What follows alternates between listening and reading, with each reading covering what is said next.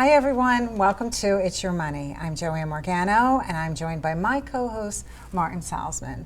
We are both financial advisors and have over 52 years of experience working with our clients in financial planning and overall wealth management. Today we've got another great topic for you, and it's on website design and marketing. But first, Martin and I will do our usual routine about what's going on in the markets. Routine, yeah. It's a and routine. Good to be with you, Joanne, again. Market volatility remains very high. We all know the issues. We have inflation that's still out there. Oil prices had gone down to $65 a barrel, then they crested up over 83 once the Russians and Saudis said they were going to cut production. Now we're back under 80. We're sitting around $76 a barrel, still elevated, of course. We still pay for it at the pump. But more than that, prices at the grocery store are high. Why? Because they're transported in terms of oil and things like that. So oil seems to be the thing. Even though we talk EV left and right now, we're still living with energy that's oil and gas. So beside that, though, we do have some issues out there. We have the Federal Reserve will be meeting next week. I think it's in the cards that they're going to raise rates at least a quarter point. I agree, and we have been talking to you about interest rate rises, and I just wanted to kind of alert you on something that's happening because of interest rates, is that lump sum pension payouts are reducing. So when you go to look at that critical statement and you're about to make that decision, it's important for you to understand that rising interest rates have an effect on this, the way the present value is calculated on the actual asset. And it's an economic principle called short discount cash flow, and that's what's involved with these numbers. So they are going down. Clients are calling me and asking, what happened from last year? And this is part of the reason. And bottom line, speak with your financial advisor. Joanne brings up a great point, and that's one of the problems with a rising interest rate environment, amongst other things, like enabling people to be able to buy a home and that. And despite the rising interest rates and the Federal Reserve raising those rates, the 10-year Treasury has been going down. It's almost counterintuitive. That usually portends a slowing economy. So we have to be cognizant of these things. The Federal Reserve's trying to put the brakes on inflation, but at the same time, they're also hurting the economic situation out there, so be aware. And lastly, before we get to our guests, the Biden administration was proposing, almost charging those that have mortgages over $400,000 a fee, or I would call it a tax, to lower the fees of those that are subprime borrowers. I think we've been kind of down this road where we're helping borrowers that may not have the best credit. And then what happens is they can't pay their mortgage, they lose a job, and the next thing you know, they're walking away from homes. So I really don't think it's fair that we penalize those that might have good credit, even though they have a higher mortgage. That's on them. I mean, that's what the United States has been based on, hard work, capitalism, and that. But once we have to start compensating for those that may not qualify as good or don't have as good a credit score, yeah, I agree, Martin. It's not the best, No, Anything else you want to add today? No, I think I'm ready for That was our a good point, though. About the pension pay. I'm ready for our Lump guests. sums. We have great guests here Okay. today, and they happen to be friends, which makes it even better. We have with us here today Keith and Debra Rizzi. They own Rizco, and they're a website design, brand-led marketing company based up in Wall. Wall is Monmouth County, right? So, but they service customers throughout the state, and I believe even out of the state. So, why don't I defer to you and welcome our guests to the set. Welcome aboard, guys. Glad to have you. And Deb was here once before, so we got Deb back. Deb was here once before, and she brought her husband, and so it's a unique husband and wife team. I certainly could not work with my husband, so I'm in awe of the Just two putting of that you. out there. Just putting it out there. And he doesn't really watch my show that much, so he won't hear me. But tell us a little bit how you got started with Rizco. Sure. Well, first of all, thank you for having us back. welcome. Thank you for such Great to have you guys. Such a joy being here, and as said, typically my better half is with me here today. Being So politically sweet. correct. Being politically correct. So it is a unique situation. Keith and I worked for a large agency in New York called Porter Novelli, and that is where we met. And actually through family tragedy, we were both pulled from there to help support a family business, and Rizco was born. So here we are 23 years later, recently as a certified women-owned business, which was big for us this year. For me particularly, I'm in the strategy side, but Keith will add some more as he gets to do the exciting part of bringing the visual and emotional side to the business. Yeah, as creative director, I get to work with and lead the design team, which is a lot of fun. We get to be very creative, and as well as I'm still designing for many of our clients. So you it's a lot both of met fun. in New York, Yes. worked for the same firm, Yes. got married, moved out to New Jersey, and you did the American dream and started your own business. Right? And he's still with me somehow. Well, you guys And you're must be still doing with him. something right. So, Yep. we balance that out. Yes, we do. So listen, very important for our viewers. A website is a huge representation for all businesses. How is a website put together? How is it, vital to a company's brand and that? Can you just expand on It's a great question. Even before we jump into that, I love to have some kind of stat for people to grasp. Okay. Is website important or not? And Sightify had some really interesting stats in February that every minute 175 websites are born.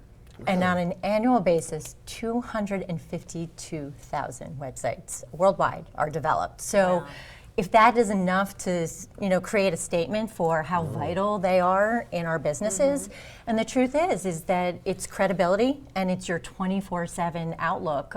Somebody can find you, do research on you, see if you're the right product or service. But from a marketing standpoint, you see that it really is the hub. You have your tactical items such as today's event, this network, you're going to get footage from this. Are you going to email it out to somebody? If you do, you want them going back to the website. Put up a blog post. If you're handling social media, you're driving them back to the website. So the web is not only that front visual selling statement, but it's an analytical tool on the backside. So it truly is like the nervous system of a marketing campaign. So it's important to have it be solid and make sure that any of those tactical things that you're doing in the marketplace are feeding into that website. So is it fair to say then that you would tend to meet with the client and that Keith would be on that design side to translate what you're getting from the client? Is that fair? It's actually both of us, and as far as process is concerned, Keith, you would definitely, he spearheads a lot of that, so he's got some great insight on that. Yeah, so for web, typically the best questions to ask in the very beginning when you're meeting with a client is, what is the purpose of the website or the brand that you're speaking about? You're a sports fan, so maybe the company is selling sports products on their website. Maybe it's an educational site. Maybe you're developing a magazine, an online magazine. All of these questions that you start to ask in the very beginning when you're meeting the client help to sort of frame the project and how you would potentially approach it. Fair. So with website marketing, are you able to tell who comes onto your website, how many times? How do all those data points work for companies? So it's a combination. Of course, the basic is typically you have Google Analytics that is built into the back end of the site. Okay. That's for a traditional site, or if you actually have an e-commerce site, something like Shopify is giving you all of those analytics automatically via an app. But both of those are giving you those touch points of where is the entry point, where is somebody going, how long are they spending on the site, to give you that understanding of what's working and not working, so that you know where you need to improve and make adjustments in your marketing campaign. So talk to me a little bit more about SEO, search engine optimization. So what is that? We can talk about that. What is the biggest question that you usually get around SEO? What is it, and how can it help me, grow with my company? So SEO stands for Search Engine Optimization. And it's a tool that you use as a basis for your website to look at it from multiple different ways. Okay. One would be from looking at your content for your website and making sure that you're writing that content in a very specific way to target the audience that you're trying to pull in. So making sure that you're including very specific keywords within your content to help, again, drive those analytics or those touch points or data points that you were speaking about. So, for example, if I wanted to search for business-owned women marketing organizations, would that be a way to find your company? Like, Yeah, that could potentially be a key phrase or Okay. multiple keywords and that that's you really what utilize. you're talking about, like the keywords. The Yes. keywords, yep. So that becomes part of your strategy. And like Keith was saying, okay, what are you trying to achieve? So that is where the research process comes into play of talking to the customer. What is it that you're trying to achieve? Who's that demographic that you're trying to reach? And then you're doing keyword research to work backwards into what are those phrases that they might be looking for. And if you don't know, a lot of times we recommend, and usually from Rizzi's standpoint, we're doing this legwork on behalf of the client, is asking that question, who are your key competitors? And we look at their sites and then we funnel into the back end of their sites to see what are the keywords that they're ranking for, and maybe we're gonna bid on some of the same words, or even actually our own names. So their names and So if I could just back up a little bit for our viewers' sake and for small business owners' sake, how does one kickstart, the whole process? Why should somebody use, let's say, an agency like yours, whether it be bigger or smaller? Because we have a lot of small businesses that are listening, a lot of entrepreneurs, and they just need to know that. And we'll start talking about more of the analytics and the dynamics. So sometimes it comes down to budget, but from an agency perspective, websites are time consuming and they're very personal. So sometimes a business will come in and say, hey, can you do a website for us in 3 months? And we can do that. But typically between the content and the processes, it winds up getting elongated a lot more. On average, for a basic 20-page site, we're spending anywhere from 175 to 200 hours on that site between strategy, content, and development. So it gets broken down into 2 different areas of brand, of understanding what's the content, what's the story, and developing that site map. That site map is like your blueprint of what needs to be included. And then there's the technical side, which I know that you would want to build upon. But we're going to have to hold for one quick second. We're going to have to go to a commercial Goes break. quick. Yes, it does. We'll be right back. I'll be right back.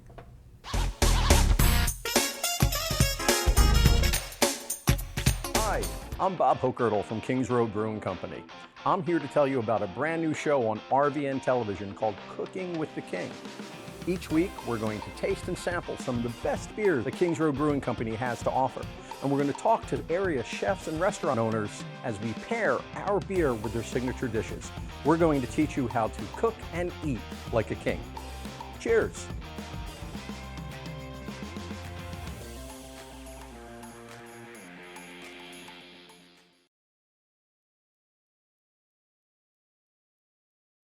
A stroke can be easy to detect. A loved one can't speak, perhaps they can't move. But there's another sign of a stroke that many of us can't see. It's called spatial neglect, and it can occur during or after a stroke, causing distorted visual movements. Fortunately, there's a solution by using optical prism technology during rehabilitation. If you or a loved one have experienced a stroke, ask your doctor about spatial neglect. Spatial neglect. See the whole picture at KesslerFoundation.org. Are you burned out, disenfranchised, disengaged, extremely distracted? Do you feel that you're lost in semantics, over-leveraged, overwhelmed? My name is Lisa Fratelli, and I have a show on RVN TV, always streaming. The name of the show is The Neuroscience of Wealth and Well-Being.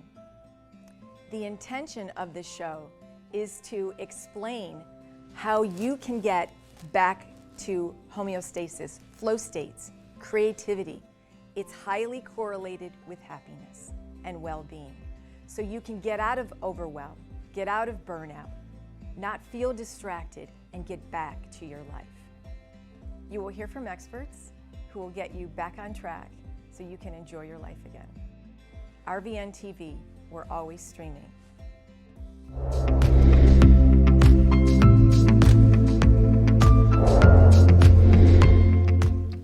Welcome back to It's Your Money. We're here with Debra Rizzi and Keith Rizzi of Rizzi Company, and we're talking about website development and working with a professional agency like Rizzi or doing it on your own. So Keith, we had to interrupt you, but let's pick up from where we left. Sounds good. So there are lots of technical aspects of creating a website. Right. Hosting your site, DNS records, which is where your domain exists.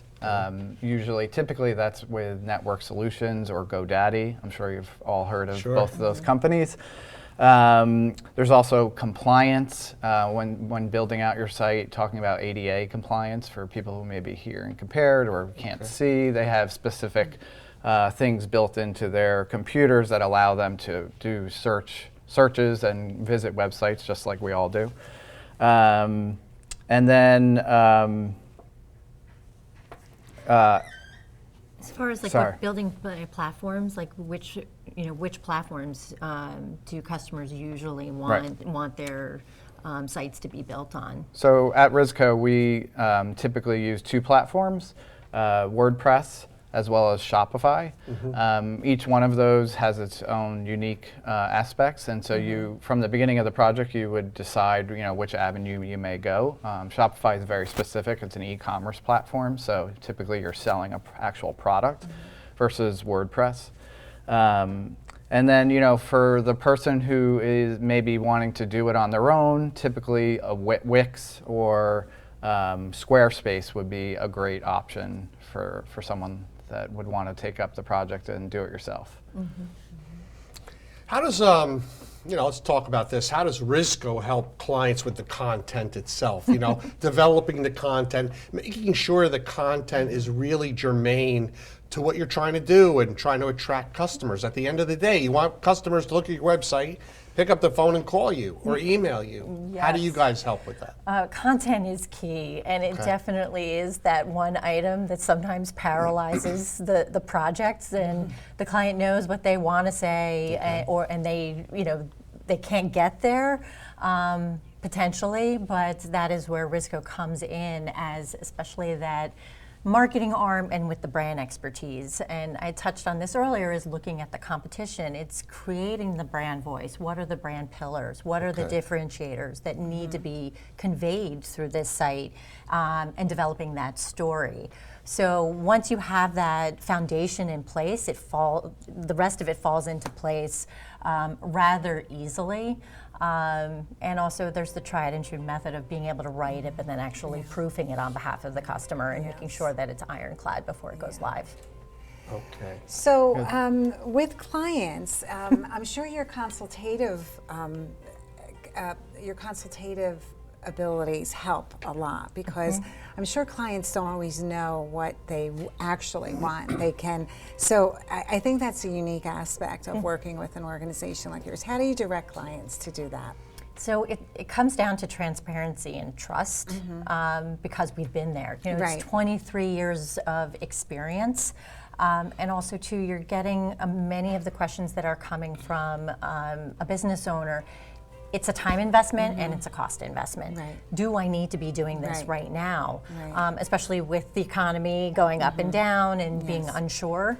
So it's that open discussion of making sure, do we know what we need to achieve?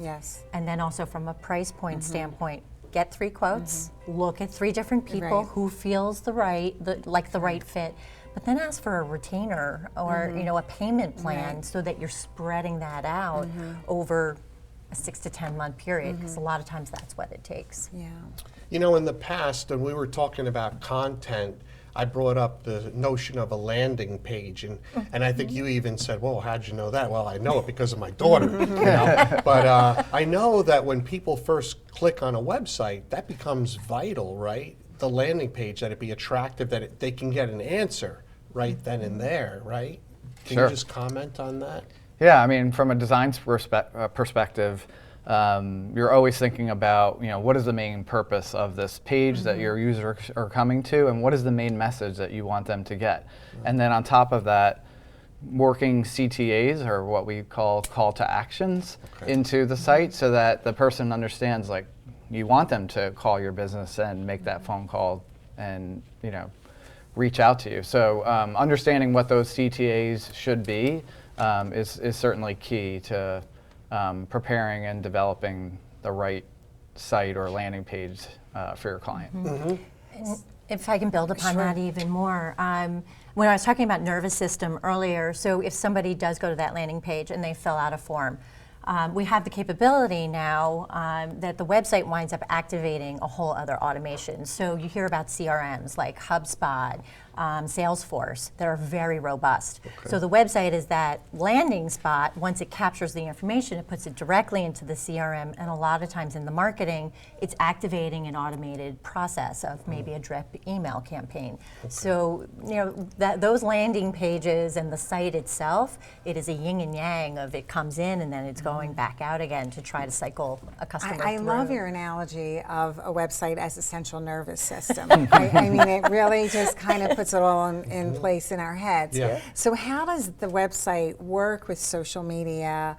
And how do they work hand in hand to help with build the whole overall marketing ecosystem? So they are very important in sharing information, and it's an extension. Social media is beautiful in the sense that you actually get to have a conversation with your customer as well. And that comes in two parts. You have your organic posts that you're putting up, but then also you're doing paid advertising. So the combination of both of those, it's important to remember that those CTAs, the call to actions that Keith was just talking about, are leading you back to the website. And then once you're on the website, a lot of times in a blog, you will see those same CTAs where it's share it on Facebook, share it on Instagram. So you're seeing the two of them feed off of each other very poignantly. And with social, one of the common mistakes is that we'll do a standard post, but we will forget to put that link in that drives somebody back to the website. As leaders in our industry, we do this very often where we come across an article that we think is great and we should share it, but we send it to the originator's website. Whereas what we should do is do a few sentences on what you got out of that article that made it so great, post it on your blog. And so you go social to blog, then back to the exterior site. So listen, guys, we're already being signaled that our time is up. I can't even believe it. We have to have you back again. It's like there's so much to talk about. And you guys did a really great job of really kind of giving our viewers the nuts and bolts. I could tell you this, though.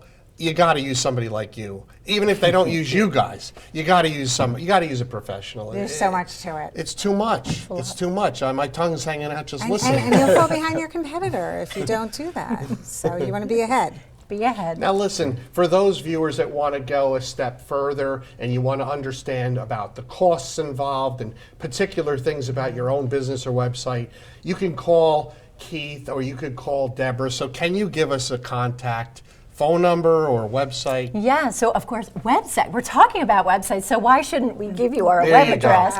So you can reach us at Rizco, RIZCO.com, or if you need to email us, it's easy to do that at info@rizco.com.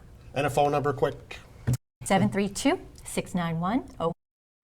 We still have old-fashioned, people that want to pick up the landline. We are accessible. So listen, guys, thank you so much for joining us today, and we'll see you next time on It's Your Money. Great job today. Thank you for having us. Thank you.